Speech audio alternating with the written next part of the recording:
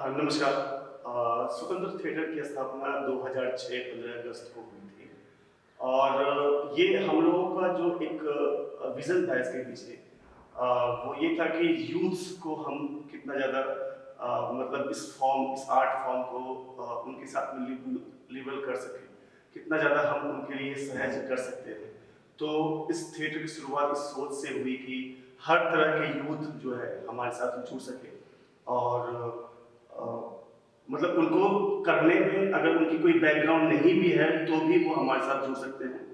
तो ये एक पहला हमारा एक ऐसा कॉन्क्रीट सोच रहा कि स्वतंत्र की स्थापना हुई और इसलिए इसका नाम ही स्वतंत्र हमने रखा है Okay. कि anyone can join and we can take care of that. तो जैसे कि अभिजीत सर ने कहा 2006 में ये सोचकर स्थापना हुई कि थिएटर जिससे काफ़ी लोग काफ़ी समय से दूर जा रहे थे और यूथ खास करके जो बहुत ही दूर था, मतलब उस समय भी सीरियल, टीवी और सिनेमा का इतना जोर था कि ऐसे थिएटर मतलब लगता था कि ठीक है, मतलब quite a boring thing to choose. और उस 2006 में जब स्वतंत्र थिएटर की स्थापना हुई तो उसके बाद हम लोग देख रहे थे कि कौन सी ऐसी जगह होगी जहाँ पर हम सब लोग एकत्रित आ सकते हैं। और हम बहुत ही लकी महसूस करते हैं, बहुत ही खुशनसीब महसूस करते हैं इस बात को लेकर कि हम लोग पुणे के हार्ट में, डेक्कन एरिया में, जहाँ पर आजू बाजू में बीएमसीसी कॉलेज है, फर्ग्यूसन कॉलेज है और खुद महावीर जैन विद्यालय भी, इतना खूबसूरत प्रेमाइसेस है। यहाँ पर 600 बच्चे तकरीबन हर साल देश और महाराष्ट्र के अलग अलग भागों से आकर सीखते हैं। तो यहाँ पर एक छोटा सा युवराज सर, क्योंकि बहुत शानदार लैंडस्केप आर्टिस्ट है, तो उन्होंने ये पूरी जगह एक्चुअली, मतलब आज आप रियलाइज नहीं करेंगे लेकिन यहाँ पर सिर्फ चट्टानें हुआ करती थी या पहाड़ी थी, इस पहाड़ी को उन्होंने इतना सुंदर कर दिया और यहाँ पर आपको हरियाली ही हरियाली आज दिख रही है। तो इसी बीच में उन्होंने एक छोटा सा एम्फी थिएटर बनाया था और चूंकि युवराज शाह सर खुद स्वतंत्र थिएटर के भी को फाउंडर हैं, तो उन्होंने बहुत हंसते हंसते हमारे इस हिंदी थिएटर का स्वागत किया और कहा कि तुम लोग यहाँ पर ये एक्टिविटी शुरू कर सकते हो, क्योंकि यहाँ भी क्योंकि अलग अलग महावीर जैन के बच्चे हैं, उनको भी एक थिएटर क्या है ये समझेगा और उस बहाने सबको थिएटर से रूबरू होने का मौका मिलेगा। और जो सपोर्ट की आप बात कर रहे थे, इतना भरपूर सपोर्ट शायद हमारे घर वालों ने भी नहीं दिया होगा जब हमने कहा कि हम थिएटर करेंगे, उतना सपोर्ट हमें इस लोकेशन ने दिया है। फिर चाहे वो कई बार हमारी अर्ली मॉर्निंग रिहर्सल्स होती है, कई बार लेट नाइट तक होती है, फिर पानी हुआ, मतलब कई बार तो सर देखते हैं कि अरे इनकी रिहर्सल बहुत देर से चल रही है, इनके लिए चाय भेजा जाए। तो इतना केयर और इतना सपोर्ट हमें शायद मिल रहा है। और जो भी आज तक हमने अचीव किया है, हम मानते हैं कि लोकेशन का जो सपोर्ट रहा है वो उसमें सबसे इम्पोर्टेंट है, it holds the Lions share. बिल्कुल बिल्कुल, मैं भी इसमें एक चीज ऐड करता हूँ कि अभी जो थिएटर जो आप देखेंगे, थिएटर सबसे बड़ा जो प्रॉब्लम होता है थिएटर का, वो स्पेस होता है। ओके, क्योंकि उनके पास फंड नहीं होते हैं कि वो इतना पे कर सके, सिटी में पे कर सके। ओके, मतलब अगर आप देखेंगे, मैं दिल्ली में था तो हम लोग एक घंटे के 300 रुपये पे करते थे, हमारा ग्रुप पे करता था। तो अगर हम 3-4 घंटे पे कर लिया तो 1000 रुपये बहुत मुश्किल होता था। घर से उस समय हमारे पास 3000 रुपये आते थे रहने खाने के। तो उसमें से 1000 रुपये अगर कॉन्ट्री करना है पर डे, तो आप समझ सकते हो कितना मुश्किल हो सकता है। तो थिएटर का जो वैल्यू है स्पेस का, वो तो मतलब कि आप समझ सकते हैं कि हम लोगों ने क्या अचीव किया है। एंड वो सब जो युवा सर हैं, उनकी वजह से, मतलब उनका जो सोच है कल्चर को लेकर और ह्यूमैनिटी को लेकर, उसके वजह से शायद ये मुझे ऐसा लगता है कि ये एक ऐसा मात्र थिएटर होगा जहाँ पे आप देखेंगे कि कोई हमारे बच्चे जो है सिगरेट या फिर ऐसे कोई चीज में, कम से कम थिएटर में आते और जाते वक्त उनका बिल्कुल भी नहीं आता। पर्सनल लाइफ में हो सकता है, लेकिन ये एक मात्र ऐसा जगह होगा जहाँ पे लोग मतलब बिल्कुल भी नहीं, कि जो भी लाइफ है ऐसे थिएटर को लोग मतलब ऐसे कि बोलते हैं कि घर वाले डरते हैं कि कि आप थिएटर जा रहे हो, अरे कुछ तो घर में करेगा ही, कुछ बैड हैबिट्स होगा ऐसा। तो ऐसा बिल्कुल भी छवि नहीं है। बहुत सारे थिएटर आर्टिस्ट ऐसे हैं, बिल्कुल गलत छवि से हम देखा जाता है। तो ये एक स्पेस का भी सेंसिटिविटी होता है कि आप मेंटेन कर सकते हैं अगर आप चाहें तो। नाट्य संस्कृति में पुणे शहर मराठी के लिए ज़्यादा माना जाता है। यहाँ तक कि मराठी ड्रामा बहुत सारे लैंग्वेजेस में ट्रांसफर भी हुआ है, ट्रांसलेट हुआ है, और उसका अपना एक प्रभाव है, अपनी एक संस्कृति है। तो जरूर हम पुणे के जो दर्शक है वो ज़्यादा मराठी जानते हैं, तो हिंदी थिएटर चालू करना वैसा साहस था।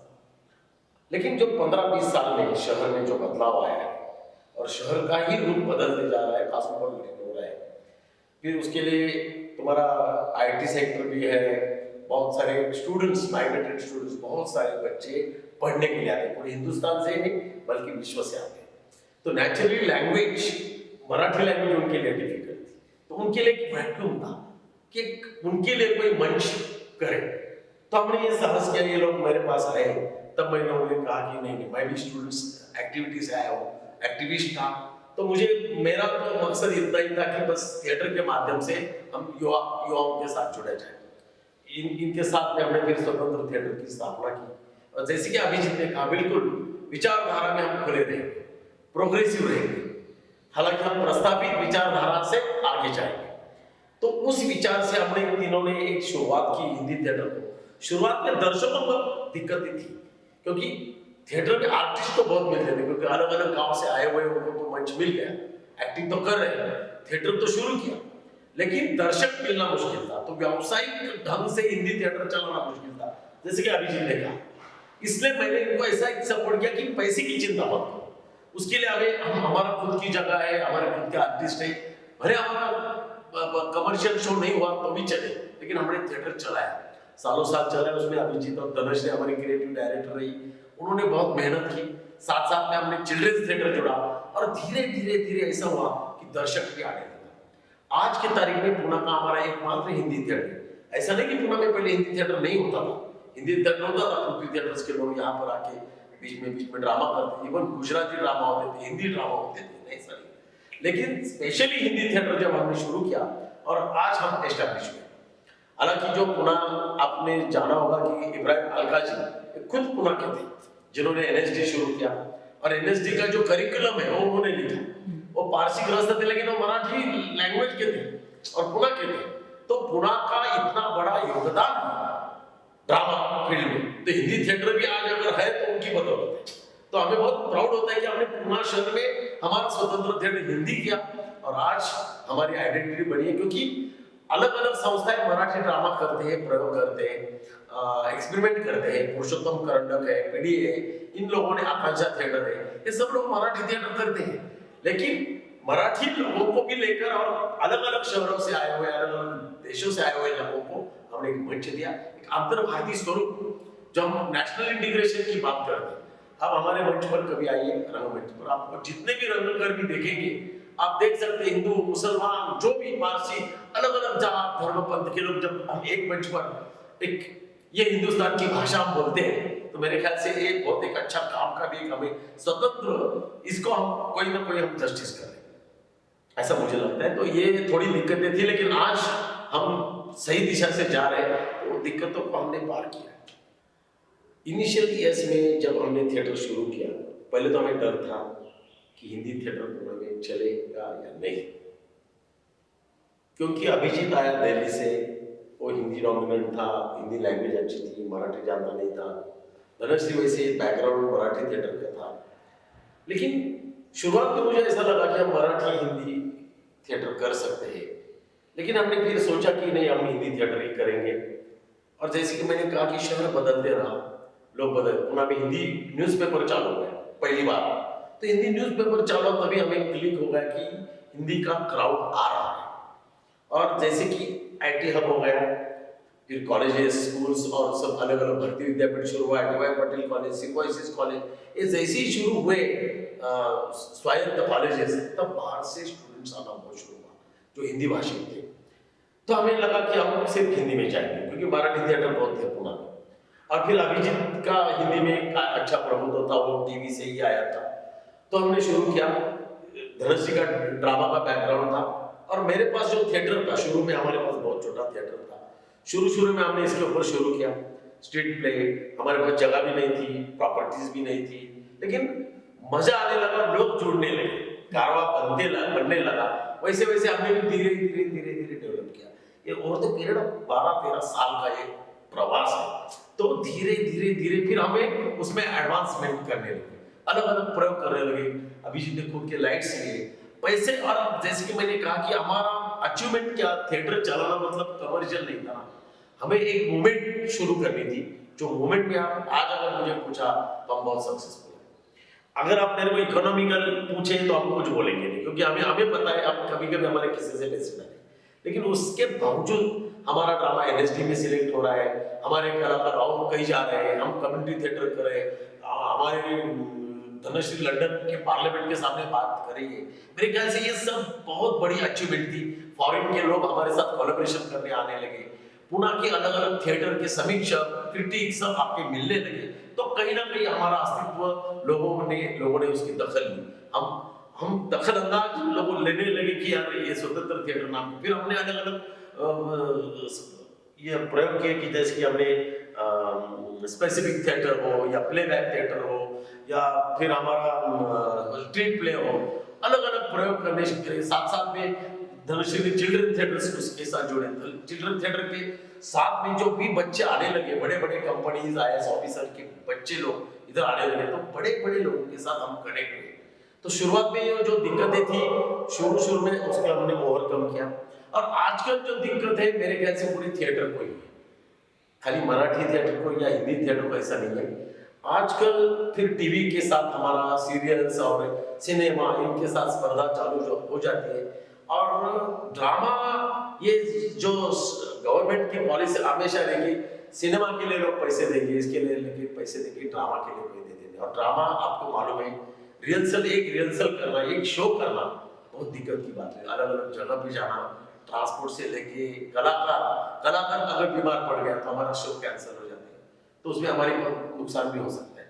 लेकिन फिर भी हमने ये सब चीजें को अपने challenge as a challenge accepted और हमने हमेशा करते रहे। बहुत अलग अलग विषयों पर, अलग अलग सोच पर, प्रोग्रेसिव थॉट पर। और मुझे अभिजीत का एक बहुत ये लगता है कि अभिजीत की अपनी खुद की छवि है, डायरेक्शन है, वो इतना ताकत से करता है, तो उसका जो ट्यूनिंग हमारे कलाकारों के साथ चलता है कि वो लैंग्वेज कलाकार इमीडिएट समझ लेते हैं। और आप अगर हमारे प्रयोग देखेंगे, जैसे कि हम जा उठे रायगढ़ दिल्ली में जाके किया, आगरा में किया, तो मेरे ख्याल से पुणे का एक हिंदी थिएटर, मराठी नहीं हिंदी थिएटर ग्रुप कई और शहर में जाके हिंदी थिएटर कर रहा है।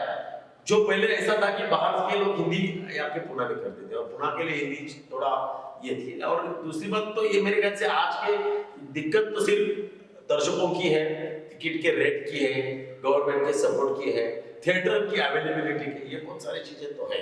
क्योंकि जो थिएटर मिलना है, थिएटर का जो रेंट है, वो सब जो जिस तरीके से हमें दर्शकों से हम वसूल करते उतना नहीं मिलता है। और अगर हम ज्यादा अगर टिकट रखे तो शायद फिर लोग हमारे शो में आने का चांसेस कभी वैसे ही आने के लिए तो थोड़े होते हैं। तो मेरे ख्याल से फिर भी ये हम सिर्फ थिएटर लोगों के लिए नहीं कर रहे, हम हमारे खुद के आनंद के लिए भी कर रहे हैं, हमारे कलाकारों के लिए भी कर रहे हैं। और जो कलाकार निर्माण हो रहे हैं आज के तारीख में, हमारे बहुत सारे कलाकार ऑलरेडी सीरियल्स में, सिनेमा में काम कर रहे हैं। मेरे ख्याल से 10-15 साल में ये बहुत बड़ी उपलब्धि है हमारी कि हमारे बहुत कलाकार कहीं ना कहीं कुछ ना कुछ कर रहे हैं। तो ये इसका आनंद जो है अलग होता है। लकीली वही जो और जो उत्साह से आज भी हम थिएटर कर रहे हैं। जैसे हिंदी न्यूज़पेपर शुरू हुआ, क्यों शुरू हुआ? क्योंकि एक वैक्यूम था यहाँ पर।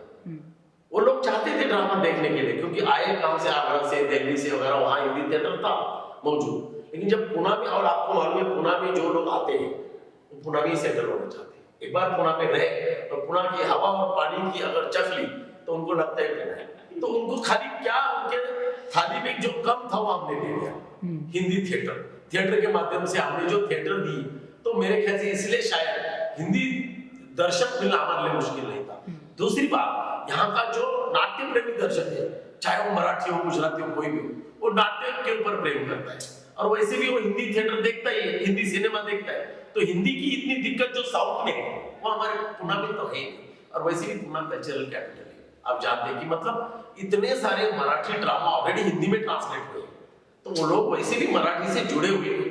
तो मेरे ख्याल से पुणे का जो नाट्य संस्कृति से नाता है, जो कल्चर से, साहित्य से नाता है, शायद पुणे की जो ऊंचाई है वो शायद बंगाल के साथ, हम बोलते Bengalis and Maharashtrians, they are very cultured. तो पुणे तो कैपिटल है। और यहाँ मेरे ख्याल से तो मैं बोलते हैं ना कि अगर यहाँ का पेड़ भी हिला है तो लोग डायलॉग बोलने लगेंगे, इतने कलाकार पुणे में घूम रहे हैं। स्ट्रक्चर की बात करें हम लोगों ने बहुत ही मतलब बेसिक टू एडवांस स्ट्रक्चर रखा है इसमें।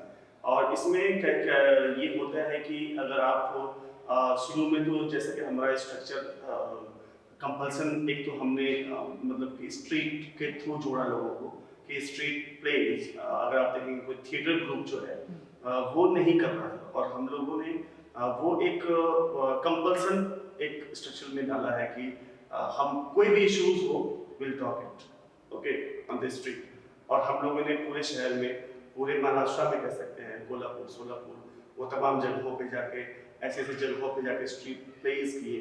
तो ये एक हम लोगों ने आधार बनाया शुरू के डेज में, जब हमारे पास में मतलब फाइनेंशियली भी प्रॉब्लम हुआ करती थी, तो ये एक स्ट्रक्चर में ऑटोमेटिकली आ गई। तो एक स्ट्रीट आप थिएटर कह सकते हैं। दूसरी है थिएटर फॉर चिल्ड्रन जो कि हमने मतलब वो रखा है। और तीसरा जो है वो है बच्चों, एडल्ट्स के लिए, बच्चों बड़े बच्चों के लिए। तो उसमें जो है वो रेगुलर, तो वो तीन एक स्ट्रक्चरल फॉर्म है जो कि हम थिएटर फॉर सोसाइटी कंपल्सरी वो आप पहले करते हो, और फिर आप एडल्ट्स के साथ करते हो, और वो भी इन द ईयर ऑफ एक साल में 2 बार हम लोग मतलब चिल्ड्रन थिएटर करते हैं। और इसमें एनरोल होने के लिए अभी ये डिपेंड करता है, जैसे कि हम लोगों ने डिज़ाइन किया हुआ है कुछ, क्योंकि हमारा क्या है कि हम कहीं से भी एक तो फंड्स कहीं से ये लेते नहीं हैं, और अगर आप शो कर रहे हो तो that is the show is not कि मतलब आपका कंपल्सरी ये है कि अगर आप 50,000 लगा रहे हैं तो शो से आपको वो 50,000 आने हैं, है ना। तो हमें शो पे डिपेंड नहीं होना है, हमने कुछ जो है वो मेंबरशिप चार्जेस हैं तो वो हम लोग लेते हैं बच्चों से। और उसमें भी जो अगर ऐसे बच्चे हैं जो नहीं दे सकते हैं तो उनका हम लोग एक इंटरव्यू लेते हैं, और उसमें हम लोग अगर देखते हैं जेन्युइनली वो वैसा बात कर रहा है, definitely they can enrol with us. और उसको उस तरह का डिपार्टमेंट भी सिखाया जाता है कि आगे चलकर तुम ऐसा ना हो कि इस फील्ड में ट्रेंड तो हो गए। अभी सपोज कि जो फाइनेंशियली स्ट्रॉन्ग बच्चे हैं आईटी में पढ़ रहे हैं तो वो जॉब करते हुए थिएटर करते हैं, लेकिन एक ऐसा बच्चा आ जाता है 12वीं या फिर ग्रेजुएशन करके जो बोलता है मुझे थिएटर ही करना है, तो मैं बोलता हूँ फिर लाइट्स भी सीखो, तुम सेट डिजाइन भी सीखो, ताकि तुम टेक्निकल नॉलेज होगा तो you can create your own. और आज बहुत सारे बच्चे जो हैं आप देखेंगे कि थिएटर ग्रुप्स खोले हुए हैं यहाँ पे, जो थिएटर कर रहे हैं कहीं ना कहीं, और कहीं ना कहीं टीचर्स हैं स्कूल्स में जाकर काम करते हैं, तो ड्रामा टीचर है। तो इस तरह का हम लोगों ने एक स्ट्रक्चर बना रखा है कि एक तो फाइनेंशियली आपको इनरोल करने के लिए वो दे सकते हैं, या फिर अगर आप बहुत ही नहीं है, बहुत सारे ऐसे बच्चे हैं 30% 40% बच्चे जो कि जरूरी नहीं है, उनके लिए हम लोग एक बार स्कैनिंग कर लेते हैं और उनके उस तरीके से और ट्रेनिंग। और क्योंकि कंपल्सन ये है कि सबको, ऐसा नहीं है कि कोई बैक स्टेज करेगा तो कंप्लीटली लाइट ही करता रहेगा जिंदगी भर, ऐसा नहीं है। तो हर एक को शो करना है, और शो से हमें प्रॉफिट आए ना आए तो आपको कॉन्ट्री करना है उसमें। ओके, ये एक हमारा सिस्टम बना हुआ है, कॉन्ट्री कीजिए, अपने को ऑडियंस से मतलब नहीं, ऑडियंस आई आगे तो वेल एंड गुड, समा हम लोग फाइनेंशियली स्ट्रांग हो जाएंगे, नहीं आएंगे तो वेल एंड गुड, कोई बात नहीं, हमारा शो तो हो गया। पहले की जो जैसे कि हमारा प्रॉब्लम क्या था कि अब हम ऐड देते थे पेपर में, तो ऐड जो थे वो कमर्शियल प्ले होते थे। अब हम जैसे लोग जब प्ले कर रहे हैं और कमर्शियल एक ऐड, छोटी से छोटी ऐड अगर आप सकाल में दे रहे हो तो दैट कॉस्ट इज 3200। ओके, तो आप 3200 रुपए, और अगर आपको 5 दिन देना है तो 15,000 रुपए एक पेपर में जा रहे हैं। अगर आपने 5 पेपर में दे दिए, टाइम्स ऑफ इंडिया, एक्सप्रेस, लोकमत, तो क्या होता है कि वो 50,000 रुपए खर्च हो जाते थे। तो बहुत लिमिटेशंस के साथ में हम लोग ऐड फंड्स आए तो हमने ऐड शुरू किए, तो मराठी ऑडियंस भी आई, और उन्होंने भी रायगढ़ ये सब देखने के बाद बोला कि एक डायरेक्टर रायगढ़ के ही थे, मराठी रायगढ़ करते थे वो, और उन्होंने देखने के बाद वो बोला कि मतलब ये शॉर्ट, मतलब इस तरह का डिजाइन मैंने नहीं डाला था, लेकिन आई एम वेरी एप्रिशिएट, मतलब बहुत अच्छा लगा कि ऐसे डायरेक्टर से बोले कि हमने सकाल में ऐड देखा कि रायगढ़ कर रहा है कोई हिंदी में। और हमारा जैसे सरकार में रहता है कि इंटर एक्सचेंज करो कल्चर, यहाँ पे कबीरा खड़ा बाजार में जो आगरा की कहानी है, बनारस की कहानी है, वो दिखाओ, और यहाँ की कहानी हम दिल्ली और आगरा लेके जाएंगे, रायगढ़। और that was the you know कि जब हम वो चीज एक्सचेंज करते हैं, और ये जो स्ट्रक्चर में आया कि एक्सचेंज करो, कि हम जैसे कि आप देखो आईटी वाले लोग, ओके, वो जब रायगढ़ देखते हैं तेनो शिवाजी, ओके, जैसे कि मैं था, मुझे शिवाजी महाराज के बारे में पता था, लेकिन इतना डीपली कि संभाजी महाराज, शंभूराजे और ये सब इतने मतलब स्ट्रॉन्ग मतलब फैमिली बैकग्राउंड थी और इस तरह का उनका वर्चस्व रहा महाराष्ट्र के अंदर, या फिर और भी कोई बसंत नाटकर जैसे लोगों का देन क्या रहा, या फिर महेश नाचुरकर जैसे लोगों का क्या देन रहा है, ये सब हम लोग जब इधर आते हैं, ओके, तब जाती है। अदरवाइज कुछ प्रोडक्शन अगर मराठी में जाती भी है, एनएसडी में जाती है, कुछ रेयर जगह पे पहुंचती है, ओके, और उसमें आप थोड़ा बहुत समझते हो और थोड़ा बहुत नहीं समझ पाते हो, है ना। अभी तो मैं प्योरली मतलब मराठी बिल्कुल 100% समझ जाता हूँ, बोलने में जो भी समय वक्त लगे, लेकिन पूरा मतलब अभी तक इतना एक्सेप्ट किया है कि वो भी सिखा देंगे जल्दी। राइट, तो जैसा कि हम जानते हैं कि थिएटर अभी it is becoming a very very integral part of education. पूरी पर्सनैलिटी को अगर डेवलप करना है तो थिएटर हम जानते हैं कि कितना महत्वपूर्ण है। पब्लिक स्पीकिंग हो गया, खुद के एक्सप्रेशन को एक्सप्रेस करना हो गया, या फिर it may be just मियर creativity कि आपको एक स्पेस में अगर कुछ क्रिएटिव काम करना है तो उसका भी बहुत महत्वपूर्ण साधन बनता है थिएटर। और मुझे हमेशा लगता है कि थिएटर एक ऐसी आर्ट है क्योंकि इसमें सारी कलाएं समाहित होती है, फिर चाहे पेंटिंग हो, म्यूजिक हो, ये सारी कलाएं समाहित होकर यहाँ पर आती है। और थिएटर जहाँ पर दिमाग में टेंशन चल रहा है ना, उसको बराबर आइडेंटिफाई करके उसको रिलीज करने में हेल्प करता है। तो स्टूडेंट लाइफ में थिएटर आना, चिल्ड्रन एज में थिएटर आना वाज वेरी वेरी इंपॉर्टेंट। मतलब जैसे कि हम जानते हैं एनएसडी का थिएटर एजुकेशन है, और फिर जब हमें कोलैबोरेट भी होने का मौका मिला बाहर मतलब यूके के कुछ थिएटर ग्रुप्स के साथ, तो मैंने उनको पूछा कि आपके यहाँ कैसे इतनी अवेयरनेस है थिएटर के बारे में, शो होता है तो कितने सारे लोग आते हैं, हमारे यहाँ क्यों नहीं आते हैं। तो फिर मतलब हमारी बातचीत होते होते मुझे हमारे एक कोलीग ने कहा कि हमारे यहाँ स्कूल में कंपलसरी थिएटर है, तो every student knows how to be there on stage. और अगर एक्टिंग नहीं करना है तो कैसे अच्छा ऑडियंस बनना है, इसका भी तो कल्चर है वहाँ पर। हमारे यहाँ तो वेरी सैडली प्ले चल रहा होता है तब रैपर का कर पर आवाज हो रहा होता है, और हमें कल्चर ही नहीं है कि सामने पेशेंटली बैठ के जो मंच पर परफॉर्म कर रहे हैं उनको रिस्पेक्टफुली देखना। तो कल्चर होना यानी सिर्फ एक्टिंग ही करना नहीं है, ऑन स्टेज होना नहीं, लेकिन एक आर्टिस्ट को अप्रिशिएट और आर्ट को अप्रिशिएट करना भी होता है। तो ये सोच हमारे दिमाग में थी कि अगर हमें नई पीढ़ी सशक्त बनानी है और थिएटर के प्रति सच में एक नई जनरेशन पैदा करनी है, तो हमें बच्चों को चिल्ड्रन थिएटर को डेवलप करना पड़ेगा। और वो चिल्ड्रन थिएटर हमने अचानक एक दिन नहीं डेवलप किया, हमने करीब 2,000-2,500 विकलांग बच्चों के साथ में बाल कल्याण संस्था में काम किया। उसके बाद हमने जागृति स्कूल ऑफ ब्लाइंड में ब्लाइंड बच्चों के साथ में थिएटर फॉर एम्पावरमेंट, ये एक अलग क्या बोल सकते हैं स्ट्रक्चर बना के उनके साथ में काम किया। और फिर ऐसा लगा कि अरे ये विकलांग बच्चे, स्पेशल चिल्ड्रन अगर इतने अच्छे से उसको ले सकते तो हमारे बच्चे, नॉर्मल बच्चे तो और उसको बेहतर तरीके से ले पाएंगे। तो फिर हमने उसको ऐसा रूप दिया कि उत्कृष्ट भारतीय साहित्य और थिएटर, इसको कोलैबोरेट करना। और जब से चिल्ड्रन थिएटर स्वतंत्र में चालू हुआ है, हमने रविंद्रनाथ टैगोर मतलब इनको पढ़ के, इनके काम को समझ के, और थिएटर यानी जो वे ऑफ एक्सप्रेशन है, वे ऑफ इंटरनलाइजिंग है, वे ऑफ कंपैशन है, ये बच्चों ने सीखा। फिर उसके बाद सुभद्रा कुमारी चौहान हुए, आर.के. लक्ष्मण हुए, उसके बाद हाल ही में हमने सुधा मूर्ति के कहानियों पर काम किया है, तेनालीरामन पे काम किया। तो हमने कभी फेरी टेल या सिंड्रेला नहीं किया है। दादा साहब फाल्के जैसा विषय लेकर, मतलब आज हम सिनेमा देखते हैं और बहुत अच्छी बात उसमें लिखी है कि दादा साहब फाल्के ने कहा कि मैं तो स्वतंत्रता संग्राम में जाकर लड़ाई नहीं कर पाऊँ, लेकिन मैं स्वदेशी सिनेमा जरूर बनाऊंगा, क्योंकि हमारे पास स्वदेशी सिनेमा नहीं था। आज हम बहुत आसानी से कहते हैं अरे क्या हमारे सिनेमा, मुझे तो हॉलीवुड पसंद है, लेकिन किस आदमी ने किस सोच से भारत में सिनेमा लाया, शायद ये बच्चों को, आज के जनरेशन को पता होना जरूरी है। और वो थिएटर के माध्यम से हमने 2 दिन पूरे दादा साहब फाल्के के लाइफ के ऊपर बहुत जबरदस्त प्ले बनाए। फिर उसके पहले सुधा मूर्ति, सुभद्रा कुमारी चौहान, रविंद्रनाथ टैगोर हो गए, प्रेमचंद, हमारे बच्चों ने प्रेमचंद का तुकाराम, मतलब बच्चे हिंदी में तुकाराम करें, और हिंदी बच्चे सारे लगभग नॉर्थ इंडियन बच्चे थे, तो उनको तुकाराम समझना ये लोग इतना मजा आया ना, मतलब कि तो ये जो एक्सचेंज है ना, और ये बच्चों में डालना कि how the value of your art culture, you know, कि आप जहाँ पे महाराष्ट्र में रह जाओ, आपके माँ बाप आए हैं महाराष्ट्र में, मेरे बच्चे ओके, और जानते नहीं हो तुकाराम को, शिवाजी महाराज को, तो how do care about the city of anything, है ना। तो ये जो एक्सचेंज दिया, तो ये मतलब इन लोगों का एक्चुअली जो मैं समझा इनके बनस्पत की यस कितना जरूरी महत्वपूर्ण है बच्चों में वो चीज डालना।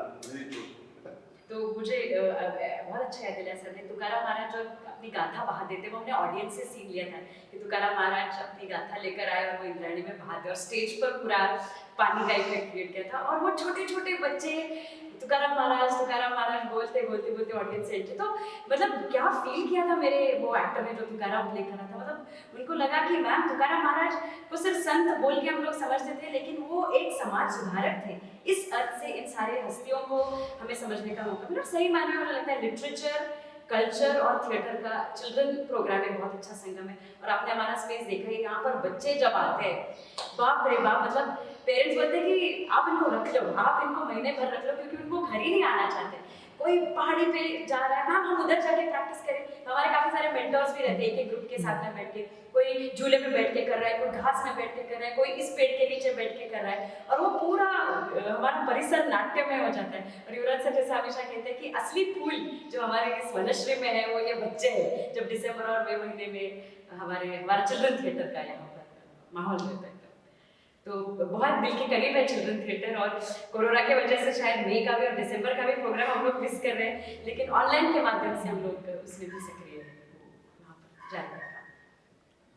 हाँ, तो जो आपने हमारा ओपन थिएटर देखा होगा, ओपन एयर थिएटर, ये डोमिनेटली हमने ड्रामा के लिए बनाया। शाम को ड्रामा की प्रैक्टिस चलती है, पूरे पहाड़ पर प्रैक्टिस चलती है, जोड़ने के थिएटर पे चलती है। लेकिन थिएटर ये कम्युनिकेशन का माध्यम है, ये हम मानते हैं। थिएटर एक लैंग्वेज है, जो अलग अलग लैंग्वेज होती है। सिनेमा एक लैंग्वेज है, कविता एक लैंग्वेज है, वैसे थिएटर एक लैंग्वेज है। तो हमने सोचा कि हमारा जो थिएटर है उसका यूज अलग अलग लोगों से हो जाए, तो हम अलग अलग कवि सम्मेलन रखे वहाँ पर, अलग अलग वक्ताएं लाए, अलग अलग बड़े बड़े राजनीति के लोग लाए, उनके सब इंटरव्यूज किए। और थिएटर में भी जो एक्सपेरिमेंट करने, जितने भी एक्सपेरिमेंट करने इन लोगों ने किए, चिल्ड्रन थिएटर हो या बड़े लोगों का थिएटर हो, मेरे ख्याल से तो थिएटर छोड़ के हमने बाहर प्लेबैक थिएटर और स्पेसिफिक परफॉर्मेंस थिएटर का एक नया प्रयोग इन लोगों ने किया। फिर हमने जो सोशल अवेयरनेस के लिए कुछ अलग अलग लोगों ने हमारे से स्ट्रीट प्ले बना के लिए, जो टाइम भी बहुत जरूरी है। और स्ट्रीट प्ले मतलब वहाँ जाकर स्ट्रीट प्ले करना, हम लोगों को अट्रैक्ट करना, तो बीच में फर्गुसन रोड पर और अलग अलग जगह पर किया। और अभी ऐसा हुआ वहाँ पर स्वतंत्र थिएटर में चल रहा है, ऐसा लोग भागते हैं, मेरे ख्याल से वो देखकर बहुत अच्छा लगता है कि बहुत माहौल हम क्रिएट कर सकते हैं। और हिंदी करने वाला, मतलब हिंदी क्राउड के लिए हमारा ही थिएटर चलता है, तो बहुत, तो मेरे ख्याल से हमें ऐसा लगने लगा कि खाली थिएटर ही हमारा काम नहीं है, थिएटर के साथ साथ हम अलग अलग एक्टिविटीज भी करनी चाहिए। तो अलग अलग बड़े बड़े ऑथर्स को हमने बुलाया है, हमारा उनके साथ डिस्कशंस रखे, इंटरेक्शन सेशंस रखे, बड़े बड़े कलाकारों के साथ इंटरेक्शन सेशंस रखे। और फिर कोई इंटरव्यूज, कोई अभी हमने पाकिस्तान के ऊपर बुक लिखने वाले तिलक देवाशर, बहुत बड़े, मतलब आप बीबीसी अगर देखते होंगे तो बीबीसी पर हमेशा उनका रेफरेंस रहता है, तो उनके बुक का विमोचन हमने हमारे यहाँ पर कर दिया। तो मेरे ख्याल से हमें ऐसा लगने लगा कि स्वतंत्र थिएटर खाली हिंदी ड्रामा के लिए नहीं, तो हिंदी से रिलेटेड, साहित्य से रिलेटेड, समाज से रिलेटेड हर कोई इशू हो जो हमारे थिएटर पे आने लगा। उसके कारण अलग अलग लोग हमसे जुड़ने लगे, हमारे हिंदी के दर्शक भी बढ़ने लगे, और एक लोगों को एक्सपोजर मिलने लगा। हमारे यहाँ जो कोई एक आर्टिस्ट इतनी सुंदर गाना गाती है, वो रंगावली इतनी सुंदर निकालती है, तो इतने उनको यहाँ पर स्कोप मिल रहा है, हर क्रिएटिविटी को स्कोप मिल रहा है। मतलब पीछे का हम जब ये बनाते हैं, नेपथ्य बनाते हैं, तो हमारे बच्चे कलर देते हैं, बच्चे ये करते, तो ये देखकर मैं इनको हमेशा बोलता हूँ ये बहुत इंपॉर्टेंट है मेरे लिए। बाजार में तो सब मिलता है, लेकिन वो वही कलर देंगे, वही लकड़ी यूज करेंगे, उसका मंच बनाएंगे। मेरे ख्याल से कितनी सारी हम क्रिएटिविटीज को चालना देती है। तो ये बहुत सारे अदर दैन थिएटर एक्टिविटीज हमारे यहाँ चलती है, और वो मंच इसलिए ज्यादा मेरे ख्याल से लोगों को ऐसा स्वागत कर रहा है।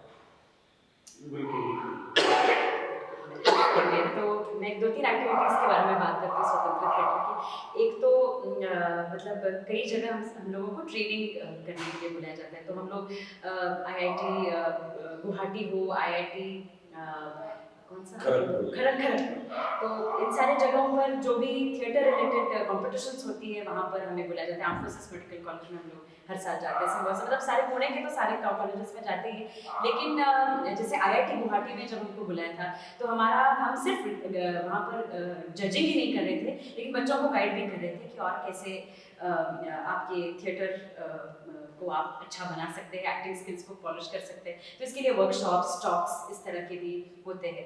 तो we feel very very privilege कि इतनी बड़ी इंस्टीट्यूशंस हैं जो हमको बुला रही है, और बहुत अच्छा एक्सचेंज ही मैं कहूँगी उस बहाने से हम लोगों का होता है। फिर उसके बाद जो हमारी नई उपलब्धि रही वो थी कि नेशनल डिफेंस एकेडमी ने हमको ड्रामा को हेड करने के लिए वहाँ पर बुलाया, क्योंकि कैडेट्स जो आगे चल के ऑफिसर्स बनते हैं, नेवल, एयर और आर्मी ऑफिसर्स बनते हैं, उनको ड्रामा की ज़रूरत होती है। और थिएटर मतलब क्योंकि उनकी लाइफ, मतलब हम जानते हैं उनका ट्रेनिंग कितना सख्त होता है, तो ऐसे ट्रेनिंग के माहौल में अगर उनको ड्रामा से क्रिएटिव रिलैक्सेशन अगर मिलता हो तो उसको उनको एनकरेज करना था। And we are heading the drama department है। और बहुत मज़ेदार किस्से कि बहुत कैडेट्स तो क्रीम क्राउड है ऑल ओवर इंडिया का, इंडिया भी नहीं, तजाकिस्तानी और ऐसे अलग अलग देशों से भी वहाँ पर कैडेट्स है।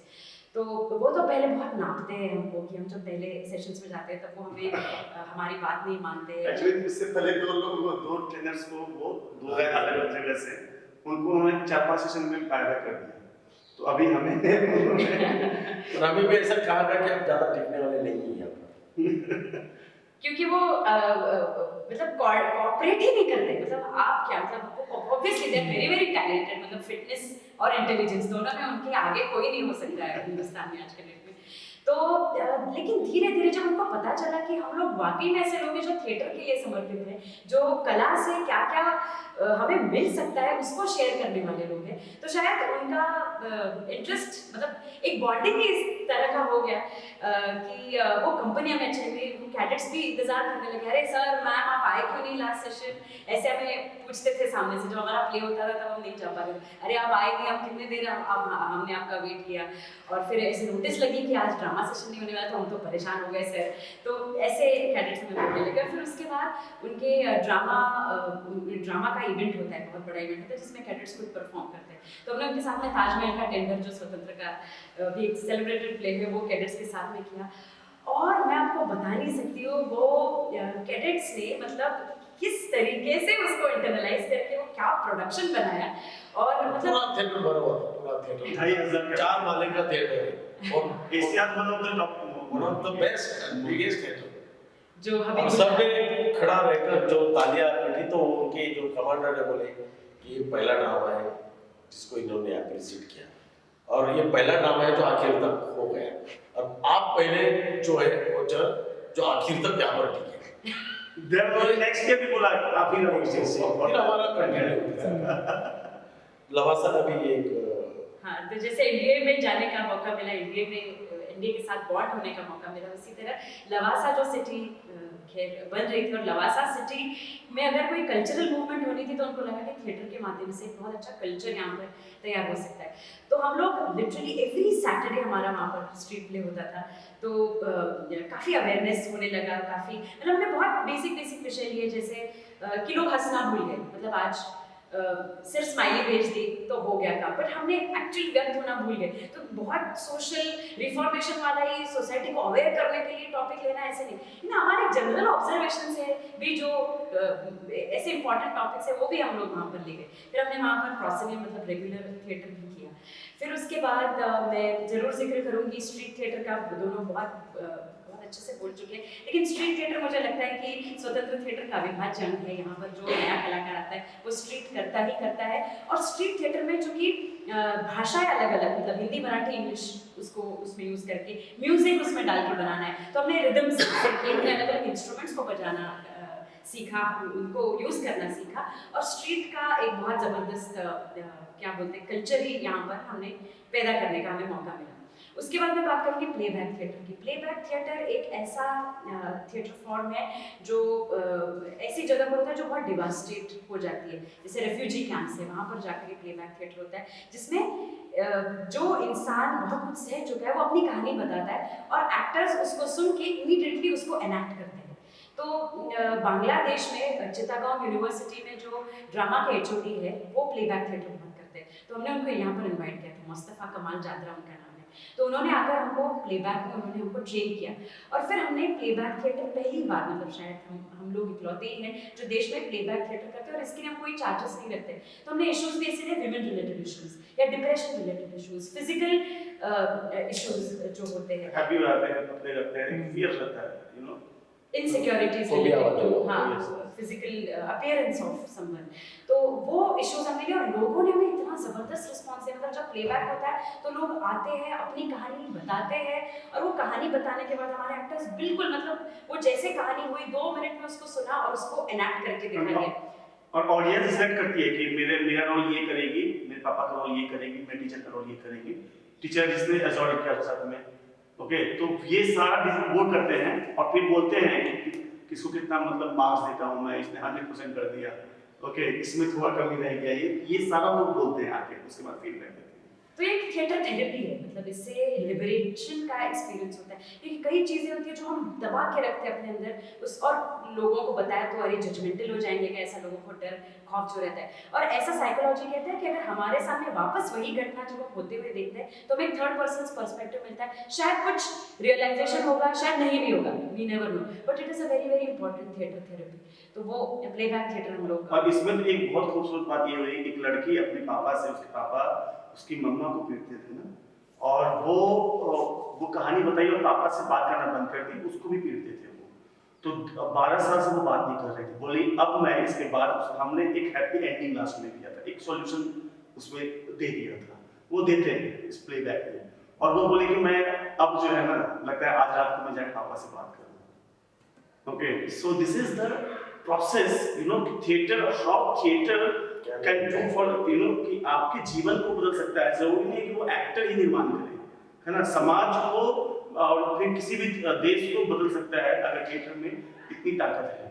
और खास करके पुणे की भी खासियत रही है, मतलब मैं तो बहुत लकी हूँ कि मुझे तो पहले डर था 2-3 साल की एक्सेप्ट नहीं हो रहा हूँ मैं, ओके, और पुणे ने इतना एक्सेप्ट किया मुझे कि आज मैं जो कुछ भी हूँ, ओके, सिर्फ और सिर्फ मैं पुणे की वजह से, या जो भी कह लें, हमारे साथी जो भी हैं, श्रीनिवास सर, नरसिंह मैम, इन सब के, और जो कलाकार तमाम हैं, उन सब की वजह से। और हमारे यहाँ पे अभी भी आप देखेंगे तो नॉर्थ इंडियन तो ठीक है, लेकिन अभी भी 60% एक्टर्स जो है वो मराठी हैं, ओके, तो उनको मतलब दे वेल, वो अच्छे हैं मराठी में, लेकिन वो बिल्कुल इस तरीके से हिंदी पे अच्छे, हिंदी के ऊपर काम करने के लिए जुड़ते हैं हमारे साथ। एक और एक्टिविटी का जिक्र करके रुकती हूँ, कम्युनिटी थिएटर जो हमने हाल ही में किया। तो कम्युनिटी थिएटर एक प्रोजेक्ट था जो Tata institute of social sciences, D Montford university जो लेस्टर में है, उनके कोलैबोरेशन के साथ, और IHMP जो संस्था यहाँ पर पुणे में काम करती है, और स्वतंत्र थिएटर। अभी काम क्या करना था हमको, ये रिसर्च करना था कि जो लोग हैंड टू माउथ जिंदगी जीते हैं, जिनके पास कोई पूंजी नहीं है, कोई पैसा नहीं है, वो अपनी जिंदगी जीने का मोटिवेशन कहाँ ढूंढते हैं। तो ये रिजिलियंस क्या है बेसिकली, कि आज मेरे पास कुछ भी नहीं, लेकिन शाम को मुझे खाने का इंतजाम करना है, तो मुझे जिंदगी जीनी है, ऐसा नहीं कि चलो खत्म कर दूं मैं। तो ये रिजिलियंस कैसे लोगों में आता है, ये हमें फाइंड आउट करना था। और फिर हमने हड़पसर में एक झोपड़पट्टी आइडेंटिफाई की, और फिर हम लोगों के वहाँ पर विजिट्स चालू हुए, हम धीरे धीरे जाकर उनसे बात करने लगे। और जो ऑफकोर्स मतलब ये जो रिसर्च था, ये कोई भी बात करके, मतलब क्वेश्चनर फॉर्मेट में नहीं होना था, ये थिएटर के माध्यम से होना था। तो थिएटर में जब आप कोई कलाकृति देखते हैं, तब आपको लगता है कि अरे हाँ, मेरे साथ भी ऐसा हुआ है, तब कोई व्यक्त होता है या नहीं। या फिर अगर हमने किसी को कुछ दिखाया तो बोले हाँ हाँ, मेरे साथ भी यही हुआ है, आप को बताओ क्या, मेरे साथ भी ऐसा होता। जब मैं आई थी तो मेरी सास बोली कि अरे तू इसको छोड़ दे, मेरे पति को बोली, फिर जो भी उनकी स्टोरीज होती है। तो फिर हमने धीरे धीरे जाकर उनसे दोस्ती की। पहले तो वो हमें कम्युनिटी के अंदर भी नहीं आने देते थे, झोपड़पट्टी में आप जानते हैं, क्योंकि बहुत इनसिक्योर रहते हैं कि क्या ये हमको क्या हमारे फोटोज लेकर ये बहुत कमाएंगे, फिर ऐसा उनका एक रहता है। तो फिर वो कहते पैसे देंगे तो हम आपको अंदर आने देंगे। फिर हमको एक्चुअली उनके साथ में फ्रेंडशिप करनी पड़ी। वो सारी जो गुंडागर्दी आजू बाजू में हम लोग देखते थे, वो तो गार्ड्स थे अपने कम्युनिटी के, हम आपको अंदर नहीं जाने देंगे। और फिर दोस्ती हुई। दोस्ती के बाद उन्होंने अपनी एक एक कहानियाँ बताई। हमने उनको स्ट्रीट प्ले दिखाया, कभी प्लेबैक करके दिखाया, कभी सिर्फ बैठकर उनके साथ में गाने गाए, कभी कविताएं सुनाई, कभी बच्चों को लेकर हमने थ्रैश बैंड बनाया। हम लोग सारे जो थ्रैश चीज़ें वो इकट्ठा करके ले गए, और फिर उनके साथ में एक्चुअली बैंड हमने एक वहाँ पर बनाया। और फिर उनकी कहानियाँ, हमारे रिसर्च असिस्टेंट्स जो हमारे साथ आते थे, वो ये सारा ऑब्जर्व करके उनकी कहानियाँ, उनकी इंटरव्यूज बनाने लगे। उन कहानियों को उन्होंने हमको दे दिया, और उन 35 to 40 नरेटिव्स को हमने एक साथ लाकर उसका नाटक बनाया और वो नाटक कम्युनिटी ने किया। तो कम्युनिटी में जाकर हमने उनको नाटक सिखाया, एक मंच बनाया हमने वहाँ पर। फिर लोग तो अरे बोलने लगे, अरे आज शाम को आपको हमारे यहाँ चाय पे आना है। वही लोग जो हमें कहते थे अगर कम्युनिटी में आना ऐसा फोड़ दूंगा या ऐसा तुमको यहाँ से भगा दूंगा कि देखना, वही लोग हमें चाय पे बुलाने लगे। और थिएटर के माध्यम से हमारा इतना एक्सचेंज ज़बरदस्त हुआ और उन्होंने वो कम्युनिटी नाटक किया। और वो ऑफ कोर्स नाटक की दखल जो है वो यूके पार्लियामेंट में ली, क्योंकि वहाँ पर उनकी जो एचआर की चेयर है, they are very very sensitive about मतलब इन द सेंस की पॉलिसी मेकिंग, माइग्रेंट्स की पॉलिसी मेकिंग या रेजिलियंस इन द वर्ल्ड, उसके बारे में जानना और अलग अलग पॉलिसीज बनाने के बारे में बहुत सजग है। उनके पास बहुत सारे फंड्स भी है, लेकिन वो सारे लोगों का काम ऑब्जर्व करते हैं, सुनते हैं, सीखते हैं और फिर वो लोगों को मदद करते हैं। तो I got an opportunity to go in the UK Parliament to speak about this project. तो ये भी बहुत उस पूरे प्रोसेस का एक सबसे अगर कोई खूबसूरत अगर चीज़ रही होगी तो वो ये है। लेकिन जिन लोगों के साथ में जुड़कर काम करने का मौका मिला, मुझे लगता है कि उसने हमारे लाइफ को बहुत समृद्ध बनाया। और ये हमको ही नहीं, इंटर्न हमने भी शायद उनकी लाइफ को समृद्ध बनाया और उन्होंने भी इंटर्न हमारी लाइफ को बहुत समृद्ध बनाया। तो ये community theatre, playback theatre, street theatre, children theatre, जैसे सर ने कहा कवि सम्मेलन, या फिर जैसे अजय कुमार जो एक बहुत जाने माने एक्टर है, वो हमारे साथ में आकर प्ले करते हैं। जब वो सोलो करते हैं तो कहते हैं कि आप हमारे नाटक के लिए कोरस देंगे, तो हमारे साथ म्यूजिक की रिहर्सल्स होती है और फिर जो एक अलग हम लोग एक माहौल बनाते हैं उस टाइम पे, वैसी एक्टिविटी होगी। या काव्य कलश जैसे सारे युवा इतने ज़बरदस्त गजलकार अभी पुणे में हैं, शायर पुणे में हैं, उनको हमने एक साथ में लाया। तो इस तरह की तमाम एक्टिविटीज़ स्वतंत्र थिएटर के माध्यम से होती हैं।